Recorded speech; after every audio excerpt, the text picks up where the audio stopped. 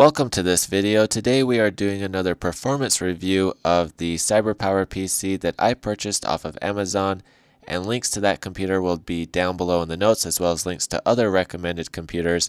But we will be playing the video game called Grim Dawn to see how this computer performs in that particular game with this particular hardware.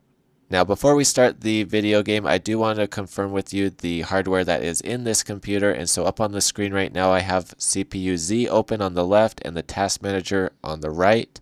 And so over here on the left in CPU Z, we can see that we are in fact using the i7-8700 from Intel, 6 cores, 12 threads. And then over here in the task manager under CPU, again, we can confirm that it is the i7-8700, 6 cores, 12 threads. Next, if we go back over here to CPU-Z and click on the memory tab, we can see that we do have 16 gigabytes of DDR4 2400 RAM in this computer. CPU-Z does cut that number in half. That's why it says 1200 instead of 2400. And if we go over here to the memory in the task manager, we can see that we do in fact have 16 gigabytes of RAM in this computer, and it is DDR4 2400 as listed right here. Next, if we go back to CPU-Z and click on the graphics tab, we can see that we do have the NVIDIA GeForce GTX 1060 3GB card, as well as it's from MSI. And then if we go over here to the task manager and click on GPU, again we can confirm that it is the NVIDIA GeForce GTX 1060 3GB card in this computer. Next, I do want to confirm the resolution and graphics settings that I'm using with this game. And so up on your screen right now, you can see that I am playing at 1080p resolution. It is at 60 gigahertz, which means we will max out at 60 frames per second. So please keep that in mind. And then also you can see all of the individual settings I'm using for the graphic details. Please note that textures, reflections, and particles are set to high detail because there is not a very high option, and so high is the highest option available for those three settings. Everything else is set to very high detail. If you want to go over each individual setting here, I would recommend pausing the video and then continuing on. Now, looking up in the top left corner, you can see a bunch of numbers, and I'm not going to talk or speak during this entire video, but I do want to briefly go over what those numbers mean.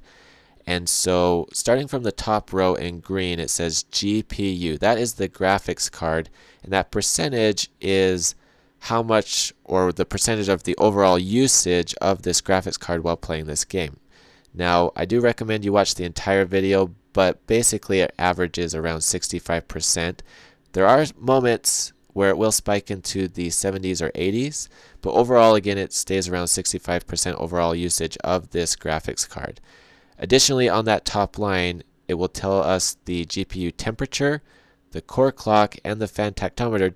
And I'm just listing that information there so you can get an overall perspective of the performance of this graphics card in this particular game. Now, if we go down to the second line in the top left corner, it says memory in green. That is referring to the VRAM of this graphics card. Now remember, this is the GTX 1060 3GB card, so we have 3 gigs of VRAM. And looking at the numbers there on the screen, you can see that we're using under 2 gigabytes, as well as it lists the speed of our VRAM, which is just over 4,000 megahertz. So basically, from those first two lines, we can assess and come to the conclusion that we don't necessarily need a GTX 1060 to run this type of game. You could actually run it with a GTX 1050 or 1050 Ti. On AMD's end, you could actually use a RX 560 or 570. Of course, you could use the RX 580 because that's the AMD's equivalent of a 1060. But basically, this graphics card will run this type of game just fine with no problems. Now, if we look again to the top left corner, the third line down, it says CPU in blue. And remember, we're using the Intel i7-8700, 6 cores, 12 threads, and all-core turbo speed of 4.3 gigahertz. And we're using about 5% of that. So basically, this is way more CPU horsepower than we would ever need for this type of game. If you have an i5 or an older generation i7, that will run this game just fine. If you're using a Ryzen 3 or Ryzen 5, those will play this game just fine, or these type of games just fine. And of course, the Ryzen 7 will as well.